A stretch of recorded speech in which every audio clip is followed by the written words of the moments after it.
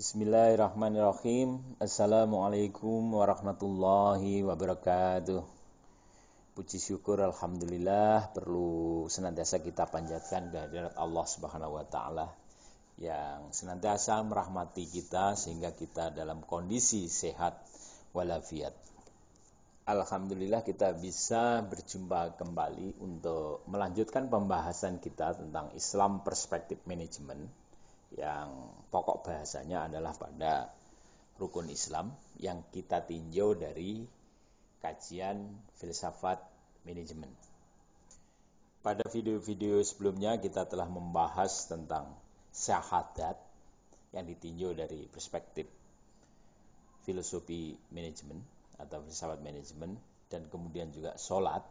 Nah, kali ini kita akan membahas tentang zakat.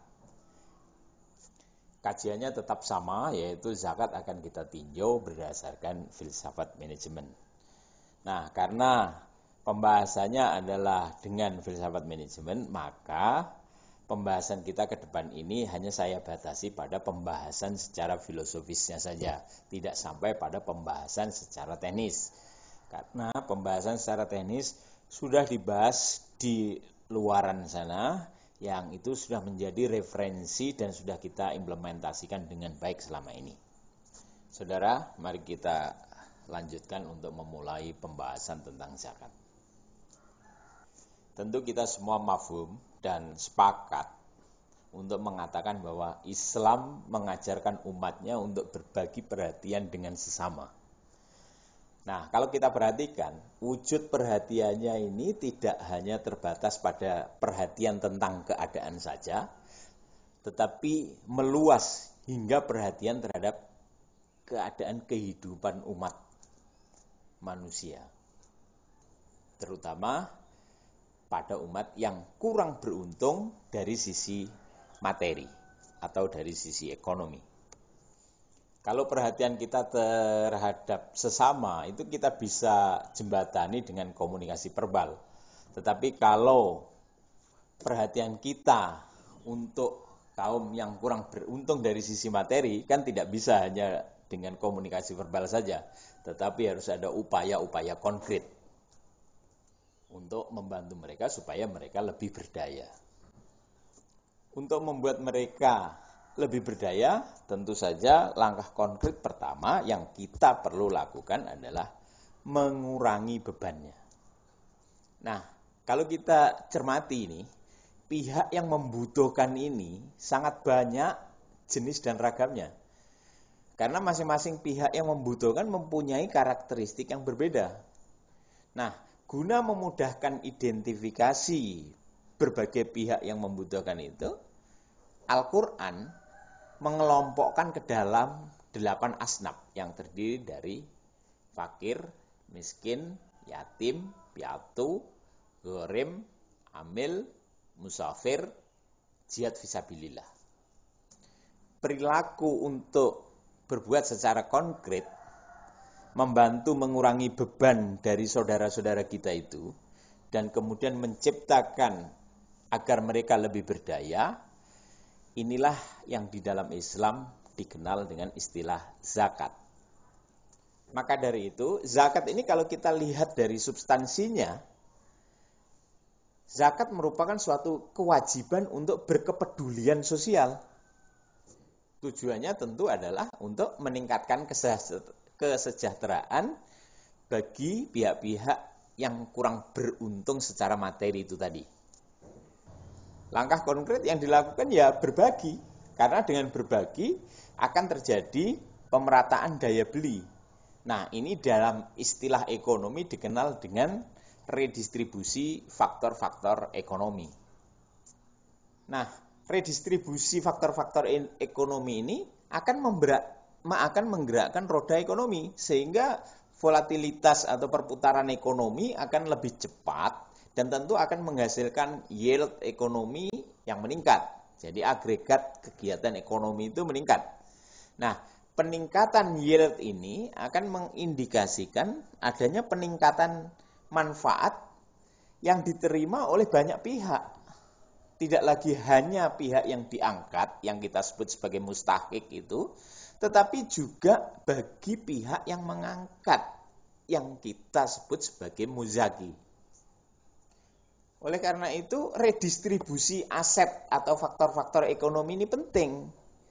Nah, maka Islam mengajarkan turunan-turunan dari zakat ini banyak sekali, seperti infak, sedekah, wakaf, amal jariah, dan lain-lain. Kalau kita tinjau sekilas, turunan-turunan dari zakat tadi itu secara substansinya sama, tetapi dalam pelaksanaannya, fikihnya, itu berbeda. Ketentuan zakat telah menjelaskan proporsi masing-masing jenis zakat berikut waktu untuk melakukan zakat. Ada banyak jenis zakat seperti zakat fitri, zakat mal, zakat pertanian, zakat profesi, dan lain sebagainya. Nah, dari ketentuan tersebut, sebenarnya ada satu syarat utama untuk terlaksananya perintah zakat ini, yaitu menjadi muzaki. Jadi menjadi muzaki itu adalah syarat utama, baru setelah itu ada mustahiknya. Nah, ini menunjukkan bahwa Islam sebenarnya sangat mendambakan adanya kesejahteraan umatnya ini. Nah, tentu saja ini baik kesejahteraan secara individu maupun kesejahteraan secara sistemik. Maka secara leksikal, Islam itu meletakkan muzaki lebih dahulu urutannya dibanding dengan mustahik. Nah, pengurutan ini kan menunjukkan bahwa Islam itu sejatinya mengharapkan agar umatnya itu berkemampuan.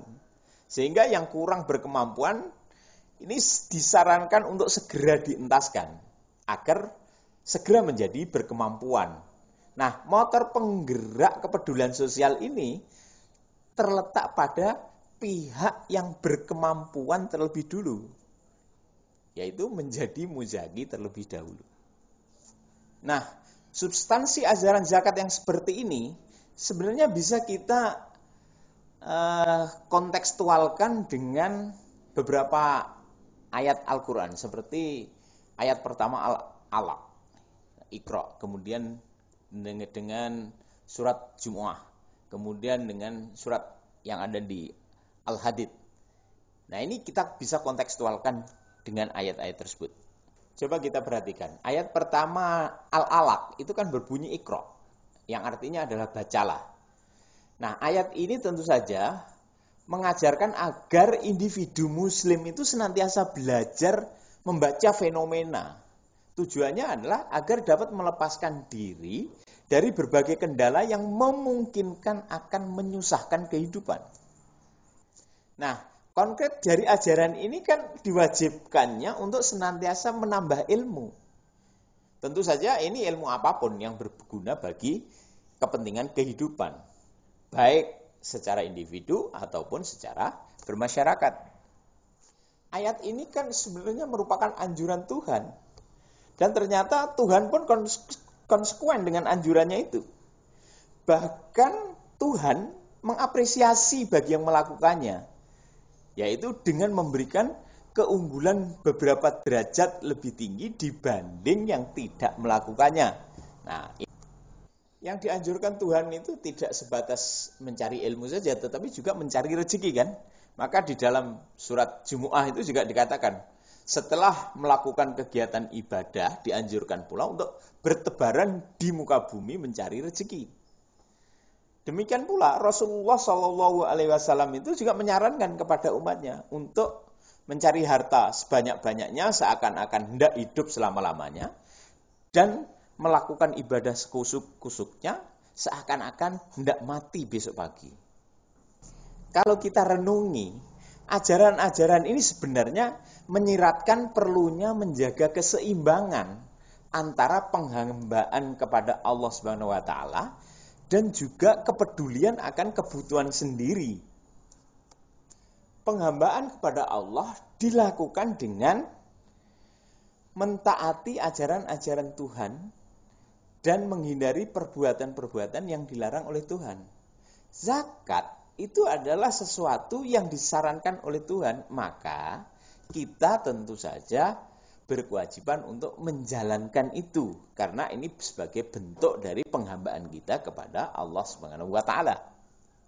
Nah, bagi yang melaksanakan zakat ini diapresiasi oleh Tuhan. Nah, ini diejawantahkan dalam bahasa Al-Qur'an yang tertuang di dalam surat Al-Hadid itu yang menerangkan bahwa yang memberikan sebagian harta yang dimiliki dengan penuh keikhlasan sama saja meminjamkan sesuatu pinjaman yang baik kepada Allah Subhanahu wa taala. Nah, ini tentunya pahalanya akan sangat banyak dan tidak terukur. Nah, bahkan kan di ayat lain dikatakan bahwa pahalanya itu bisa mencapai 700 kali. Kalau kita cermati ini, bahasa di Al-Hadid ini kan bahasa yang sangat apresiatif. Ya, karena dengan memberikan keikhlasan itu, dengan melakukan zakat dengan penuh keikhlasan, sama saja meminjamkan sesuatu pinjaman yang baik kepada Allah Subhanahu wa taala. Ini kan menarik ini bahasa ini. Masa Allah meminjam, gitu? Bukankah Allah yang memiliki semuanya? Nah, ini tentu saja bahasa ini adalah bahasa apresiatif. Yang jelas substansi dari ajaran-ajaran tadi itu, pada ayat-ayat tadi yang kita sebutkan tadi itu, di situ sejatinya adalah menyiratkan bahwa perlunya manusia untuk peduli atas kebutuhan diri sendiri, lalu kepedulian sosial, lalu penghambaan terhadap Sang Pencipta. Kalau ketiganya ini dilakukan secara simultan, maka akan memberikan dampak multiplier yang maksimal. Tapi kalau dilakukan tidak secara simultan atau hanya dilakukan secara parsial, ya dampaknya tidak begitu nendang, ya, tidak begitu mantap. Argumentasinya begini. Kalau seseorang itu sangat peduli pada dirinya sendiri, tetapi dia mengabaikan kepedulian sosial, maka yang muncul itu justru adalah kendala sosial. Nah, timbulnya kendala sosial ini biayanya justru lebih tinggi dibanding manfaat yang kita terima secara privat dari kepedulian diri kita sendiri tadi itu. Nah, sifat dari kendala sosial itu akan terus berkembang dan semakin membatasi ruang, waktu, dan kesempatan bagi individu itu untuk berekspresi dan berinovasi.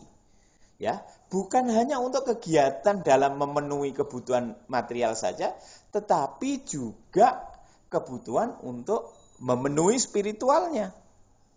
Bahasa gampangnya begini, kalau kita terlalu peduli pada diri sendiri, kemudian abai dengan sosial, maka yang muncul adalah cemoohan-cemoohan sosial. Nah, cemoohan-cemoohan sosial ini akan menjadi kendala bagi kita untuk masuk mengambil opportunity yang lain itu.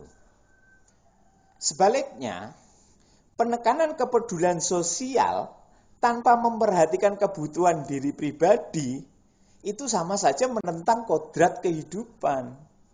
Kalau kebutuhan diri sendiri kita abaikan, tidak mungkin akan berjalan dengan optimal. Yang muncul adalah ketidakpercayaan sosial akibat dari kondisi diri sendiri atau tampilan diri yang tidak meyakinkan. Nah, ini kendala. Oleh karena itu, ketiga-tiganya harus diimplementasikan secara simultan. Karena dengan melaksanakan secara simultan itu, sebenarnya ada beberapa hal yang termaknakan di situ. Yang pertama adalah adanya pengakuan tentang hak kepemilikan pribadi. Yang kedua, adanya keikhlasan. Kemudian yang ketiga, adanya suatu persepsi bahwa harta hanya sebagai sarana, bukan tujuan. Yang keempat adalah rahmatan lil alamin adalah pencapaian secara bersama. Nah, keempat hal ini itu luas sekali dampaknya. Ya, ini sangat luas sekali dampaknya. Maka kita bisa mengurainya satu persatu dari keempat tadi itu. Tapi bahasanya sangat luas. Oleh karena itu tidak akan kita bahas kali ini. Itu kita akan bahas pada kali yang lain. Sekian dulu pembahasan kita kali ini. Terima kasih atas perhatiannya. Assalamualaikum warahmatullahi wabarakatuh. Bismillahirrahmanirrahim. Assalamualaikum warahmatullahi wabarakatuh. Puji syukur alhamdulillah perlu senantiasa kita panjatkan kehadirat Allah Subhanahu wa taala yang senantiasa merahmati kita sehingga kita dalam kondisi